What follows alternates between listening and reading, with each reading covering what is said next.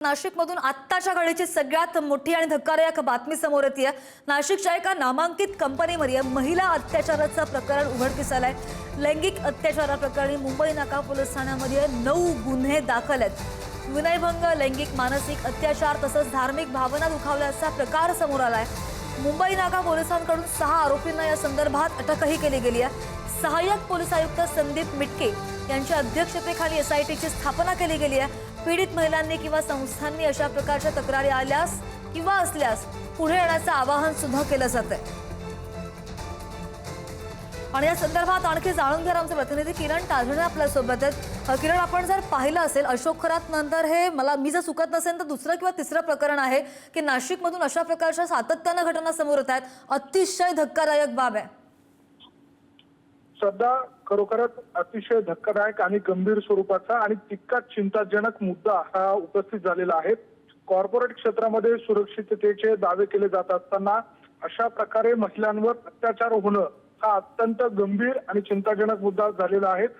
नाशिकच्या मुंबई नाका पोलीस ठाण्यामध्ये आतापर्यंत 9 गुन्हे दाखल झालेले आहेत। 6 जणांना अटक देखील करण्यात आलेली आहे आणि महत्त्वाची बाब म्हणजे बहुराष्ट्रीय कंपनीत काम करणाऱ्या महिलांवर हा अत्याचार झाल्याचं समोर आलेलं आहे।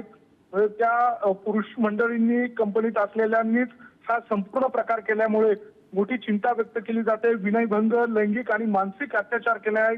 याशिवाय धार्मिक भावना दुखावल्याचा प्रकार देखील या सगळ्या निमित्तानं समोर येतोय। त्यामुळे एकूणच या सगळ्या पार्श्वभूमीवर गंभीर प्रकरण असल्यानं नाशिक पोलीस आयुक्तांनी तातडीने एसआयटीची स्थापना केलेली आहे आणि त्याचा तपास जो आहे तो सहाय्यक आर्थिक गुन्हे विभागाच्या माध्यमातून सहाय्यक पोलीस आयुक्त असलेले संदीप मिटके यांच्या मार्गदर्शनाखाली केला जाणार आहे।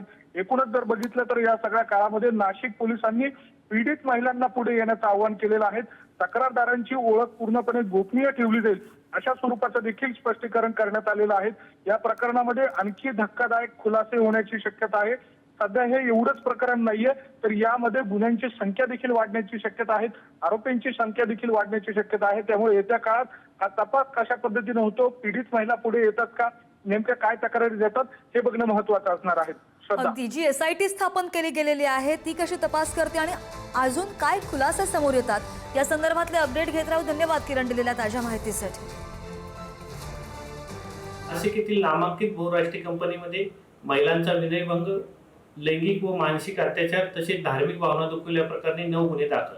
नाशिक शहरातील एका नामांकित बहुराष्ट्रीय कंपनीत कार्यरत असलेल्या महिलांवर कंपनीतील काही पुरुष कर्मचाऱ्यांकडून विनयभंग, मानसिक छळ, लैंगिक अत्याचार तसेच धार्मिक भावना दुखावल्याचे गंभीर प्रकार उघडकीस आला आहे।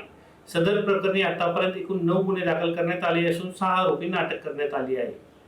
सदर गुन्ह्याची व्याप्ती, गांभीर्य आणि संवेदनशीलता लक्षात घेता या प्रकरणाचा सखोल तपास करण्यासाठी सहाय्यक पोलीस आयुक्त गुन्हे यांच्या अधिपत्याखाली विशेष तपास पथक एसआयटी गठीत करण्यात आली आहे।